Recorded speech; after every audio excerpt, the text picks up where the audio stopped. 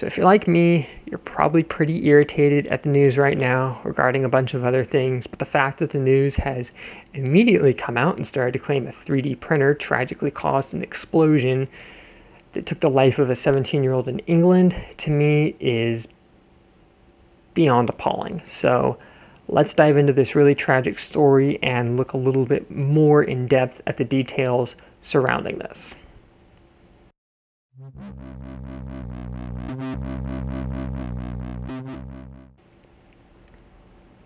So first things first, a heartfelt condolence to the family and friends of the individual who has tragically died in the fire out, and I believe it is Leicestershire, within the last 24 hours.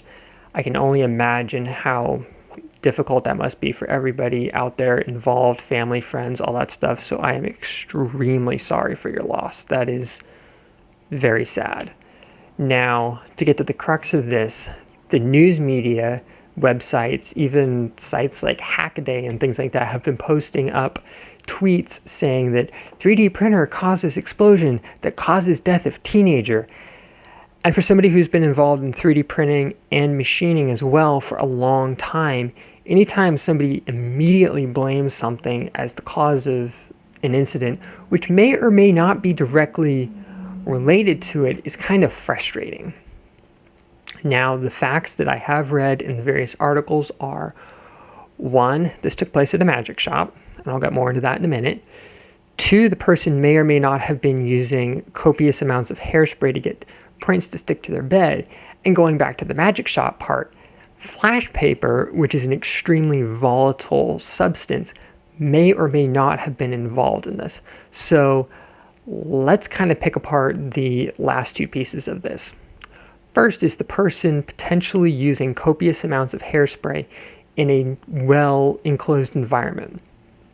Supposedly, about 3 cans of hairspray were discovered around the scene of the fire, and it is believed, but we may never know, that up to 3 cans may have been emptied in the process of trying to get a print to stick to the bed.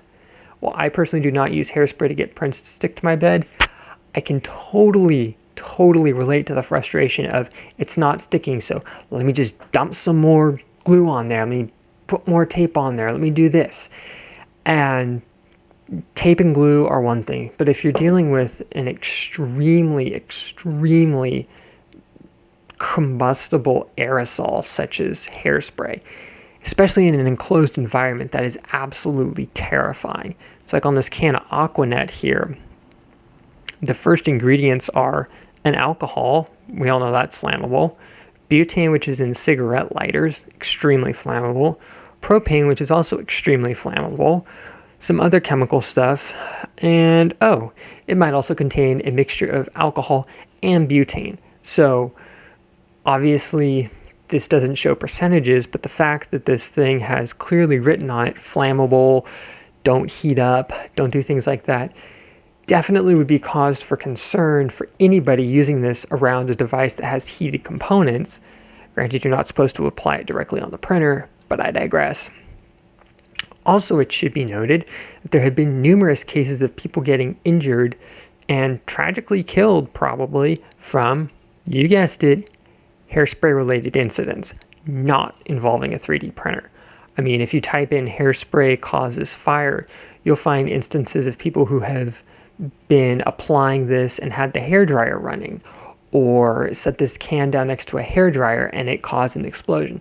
So while the hairspray itself did not auto-ignite and combust and blow up, there are lots of things that can cause this and other aerosol products to ignite. It's a well-known fact that aerosol containers are extremely dangerous if they're not treated properly.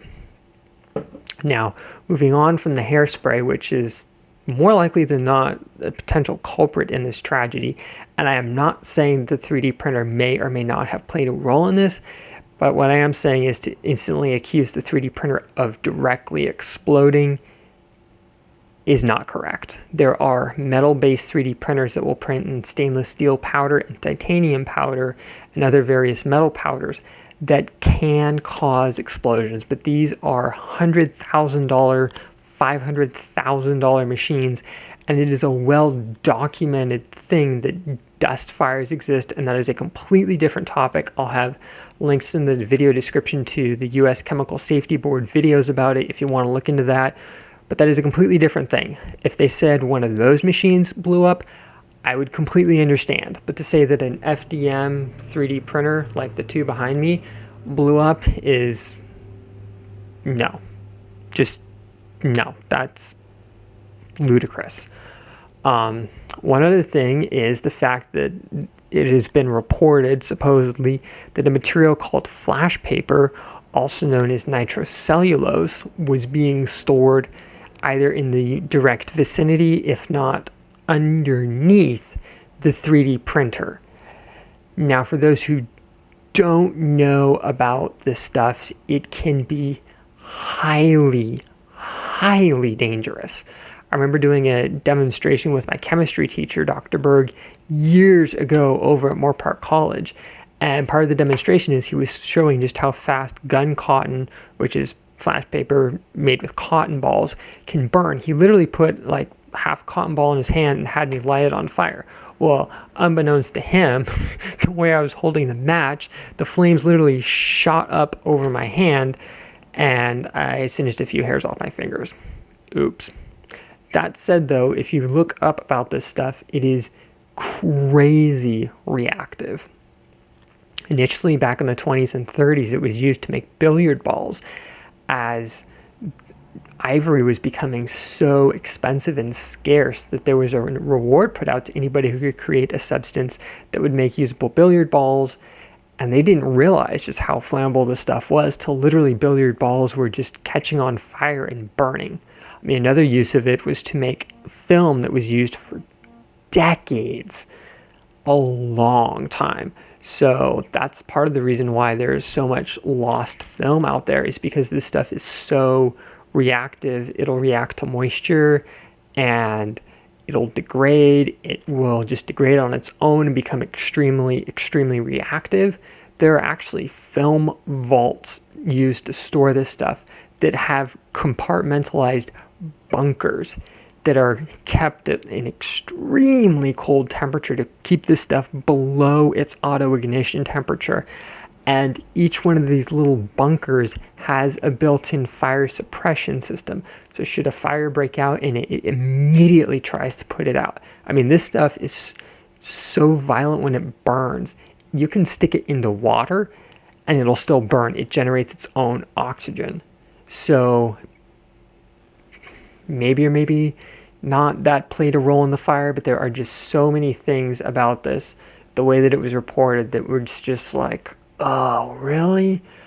And like I said before, this is an extremely, extremely tragic accident, and I'm not trying to do anything other than try and just dig through the misinformation on this and just give my opinions on it. And like I said earlier, heartfelt condolences go out to the family of this individual, as it just sounds like an extremely tragic incident that happened. And, you know, what more can I say other than I'm really sorry about your loss, guys. And I think I'm just going to cut the video here. So if you guys want to read more about the incident and some of the other things that were mentioned in this video, I'll have links to them down in the description. And as always, please use common sense when you're working with really anything, be it hairspray, 3D printers, power tools, things like that. A little bit of safety foresight can go a long ways, guys. So please stay safe while you're working on stuff. And I'll see you guys next time with hopefully a more upbeat episode of Make It with Calvin. Oh, and I should probably also mention part of the reason why I'm like really somber right now is I also witnessed on my way home in a juvenile come within about 12 inches of getting struck and killed by a car. So that really shook me up, along with reading different articles and stuff. So that's part of the reason why I'm just not myself right now. So I'll see you guys next time.